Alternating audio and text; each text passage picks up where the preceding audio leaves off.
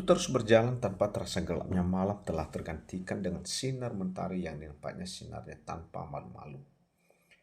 Sebaiknya kita berangkat sekarang, Dok, karena jarak dari sini ke kantor desa lumayan jauh.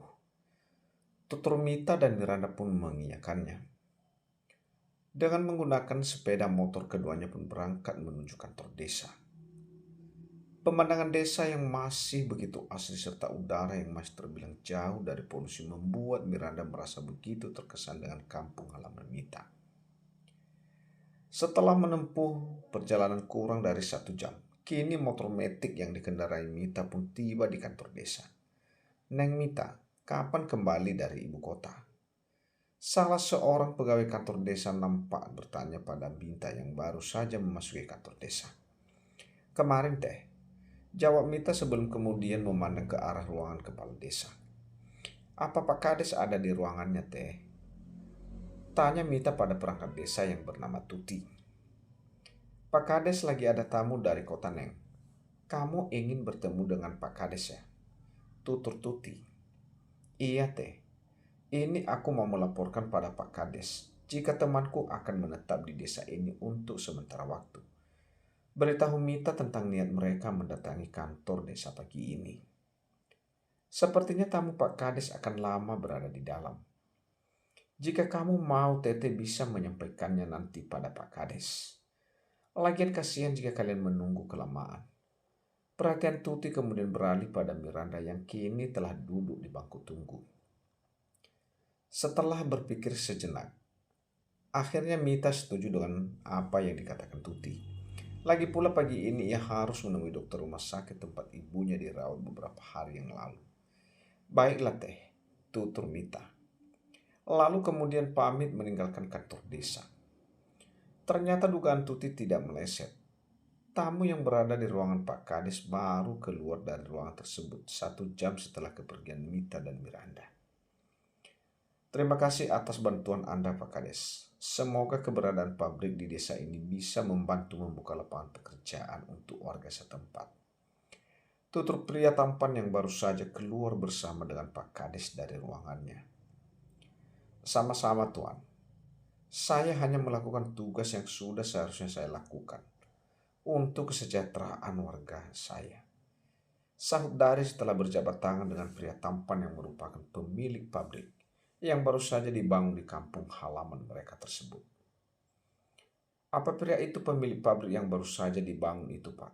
Tanya Tuti setelah kepergian pria tampan itu. Dan Daris pun mengiyakannya. Tampan sekali. Lirih Tuti, namun masih terdengar jelas oleh Daris. Daris menggelengkan kepala mendengarnya. Ingat suami di rumah. Tegur Daris. Namanya juga cuci mata Pak Kades. Sahut Tuti nyengir kuda. Daris kembali menggelengkan kepalanya mendengar jawaban Tuti. Aku hampir lupa Pak. Tadi Neng Mita datang ke sini. Katanya mau melaporkan keberadaan temannya yang akan menetap di desa ini untuk sementara waktu. Beritahu Tuti. Iya, saya sudah tahu. Jawaban Daris membuat Tuti mengulum senyum menatap Daris. Sudah tahu. Ulang Tuti dan Daris mengiyakannya. Bagaimana Pak Kades bisa tahu? Atau jangan-jangan wanita itu Pak... Tuti sengaja menggantung kalimatnya. Ia menatap Daris dengan tatapan curiga. Wanita itu adalah dokter spesialis kandungan dan semalam ia membantu persalinan adik saya. Makanya saya bisa tahu, sangka Daris. Seakan tahu apa yang ada di pikiran Tuti saat ini. Dokter spesialis kandungan, jika wanita itu memang akan menetap di desa ini, kenapa Anda tidak memintanya untuk bekerja di puskesmas saja, Pak Kades? Lagi pula saat ini dokter yang bekerja di puskesmas sangat terbatas. Apa salahnya memberi tawaran padanya untuk bekerja di puskesmas? Daris yang hendak kembali ke ruangannya sontak menoleh pada salah satu staf di kantor desa itu. Sepertinya dia tidak akan tertarik dengan pekerjaan itu. Tidak heran Daris berpikir demikian mengingat Miranda merupakan salah satu dokter yang bertugas di salah satu rumah sakit ternama di ibu kota. Apa salahnya dicoba dulu Pak Kades? Mana tahu dokter Miranda menerima tawaran Anda. Kata Tuti seakan menyemangati Daris untuk memberi tawaran pada Miranda untuk bekerja di puskesmas setempat. Nanti akan saya pikirkan, kata Daris sebelum kemudian kembali melanjutkan langkahnya memasuki ruangan kerjanya. Bersikap seolah tak begitu tertarik dengan usulan Tuti. Namun di dalam ruangan kerjanya, kini Daris justru fokus dengan usulan dari salah satu bawahannya itu. Apa Dokter Miranda akan menerima tawaran ini? Lirih Daris meragu. Apa salahnya dicoba lebih dulu? Mungkin saja dia bersedia bekerja di puskesmas desa ini. Setelah cukup lama berpikir, akhirnya Daris kembali optimis dan berdiam menawarkan pekerjaan di puskesmas pada Miranda. Demi meminimalisir waktu, Andreas terpaksa menerima ide Jason untuk menggunakan kereta kembali ke ibu kota. Usai mereka meninjau keberadaan lokasi pembangunan proyek di Kota B. Hampir menjadi penumpang terakhir membuat Andreas terpaksa berdesakan dengan penumpang yang lain. Dan itu membuat raut wajah Andreas nampak begitu dingin. Apa Anda merasa tidak nyaman, Tuan? Pertanyaan yang terdengar sangat bodoh di telinganya kini diucapkan Jason pada Andreas sehingga membuat tatapan tajam Andreas terhunus tajam pada asisten pribadinya itu. Bagaimana menurutmu?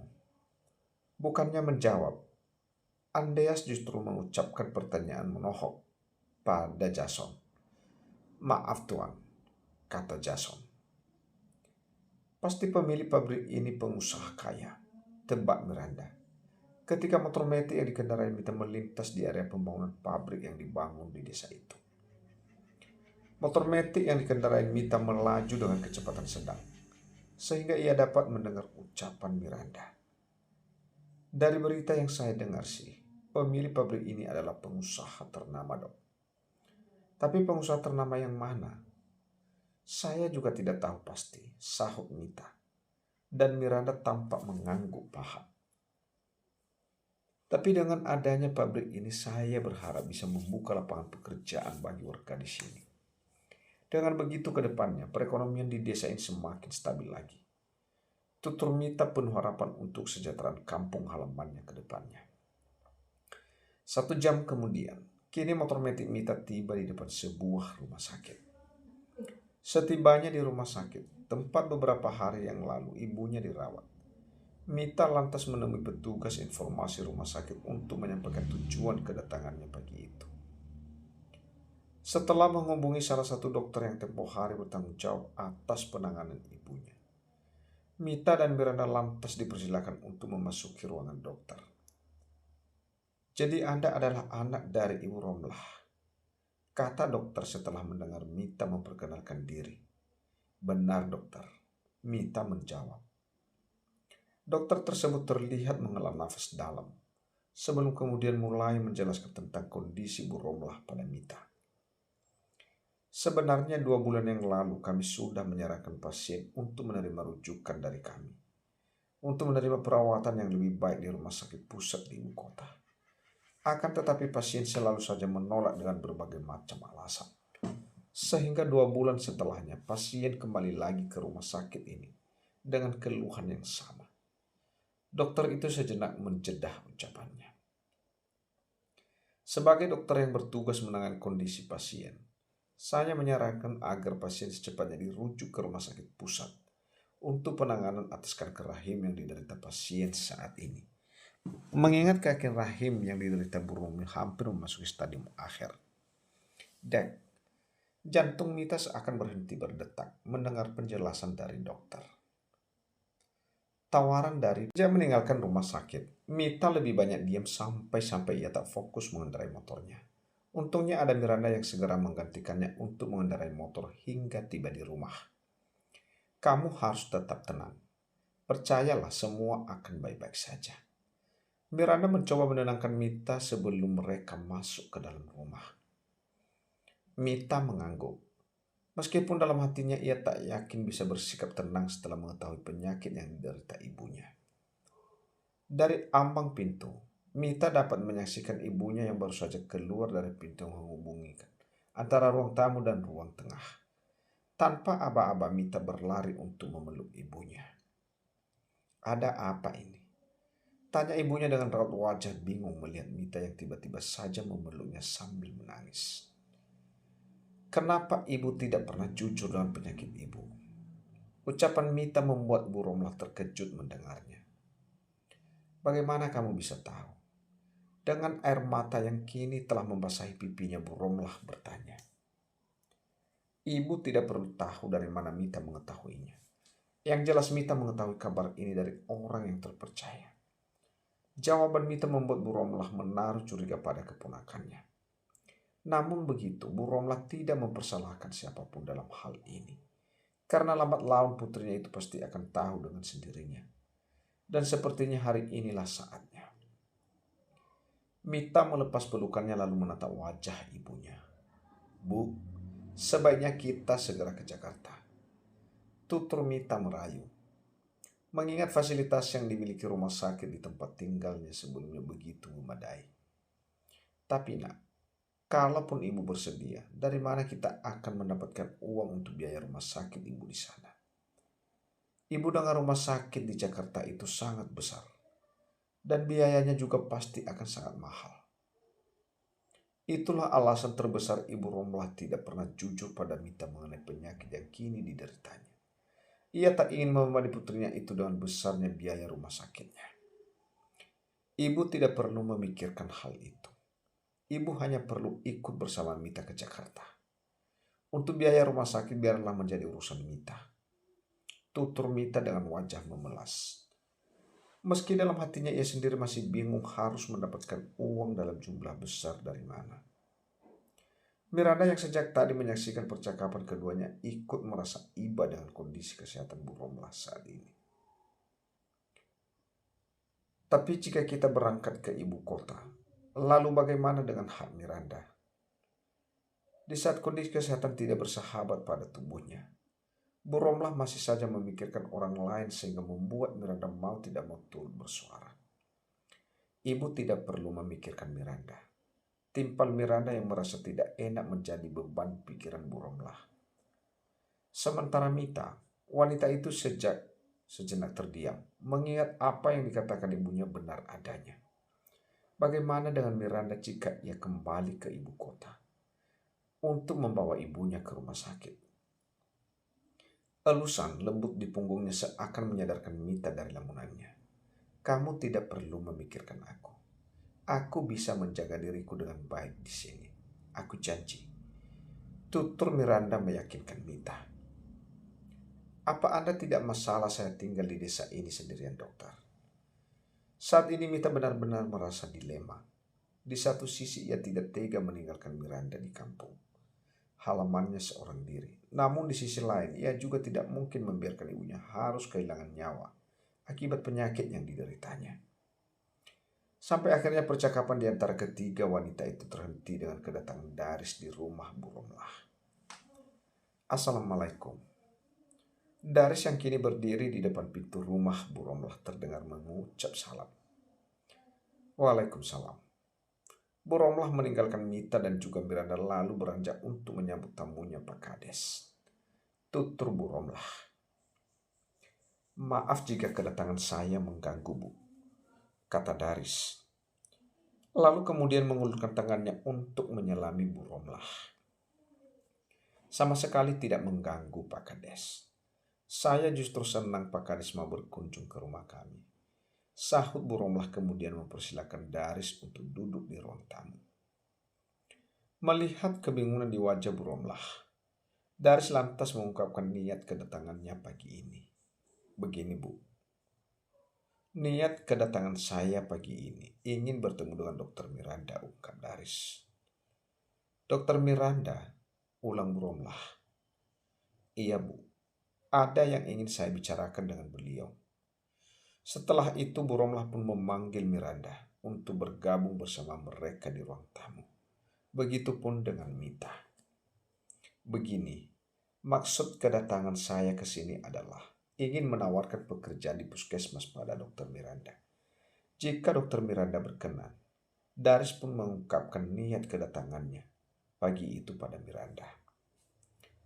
Bagai pucuk dicinta ulang pun tiba. Di saat ia membutuhkan pekerjaan untuk mengisi waktu luangnya selama berada di desa itu.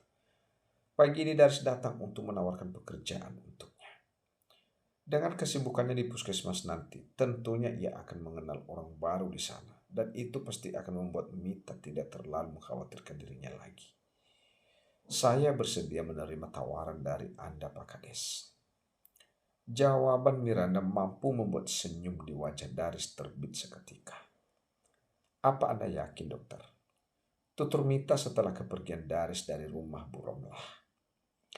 Tentu saja saya yakin. Dengan begitu kamu pun tidak perlu terlalu mengkhawatirkan keberadaanku di sini.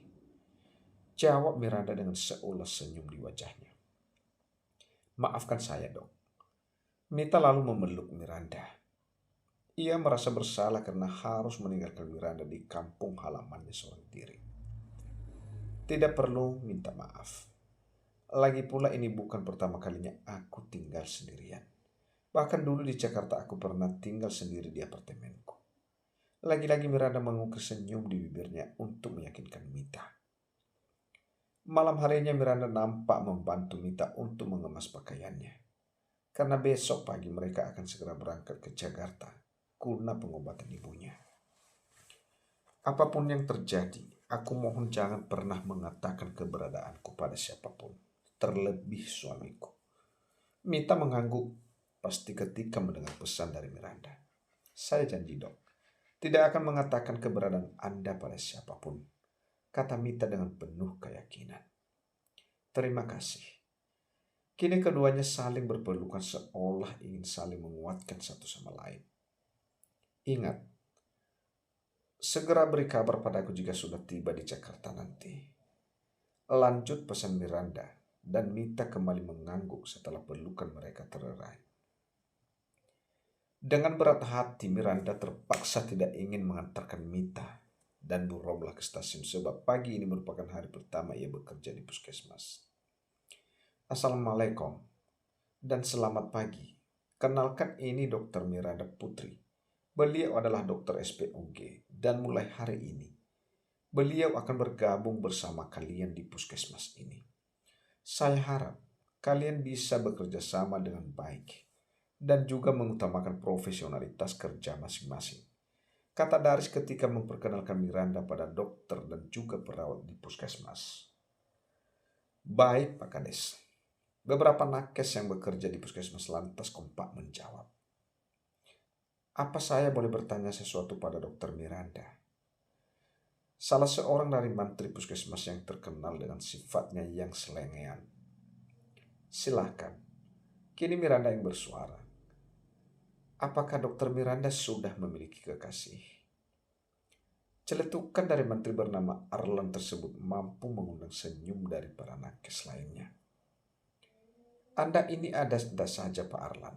Timpal salah seorang dokter seraya menggelengkan kepalanya tak habis pikir. Dengan pertanyaan yang baru saja dilontarkan pria berusia 27 tahun tersebut. Berbeda dengan yang lainnya, yang menanggapi celetukan Arlan dengan senyuman. Daris justru menampilkan wajah datarnya seolah tidak suka dengan pertanyaan Arlan. Mengingat pertanyaan Anda tidak ada hubungannya dengan pekerjaan. Jadi saya rasa Dr. Miranda Putri tidak perlu menjawabnya. Ucapan Daris terdengar pelan, namun tersirat ketegasan di dalam kalimatnya.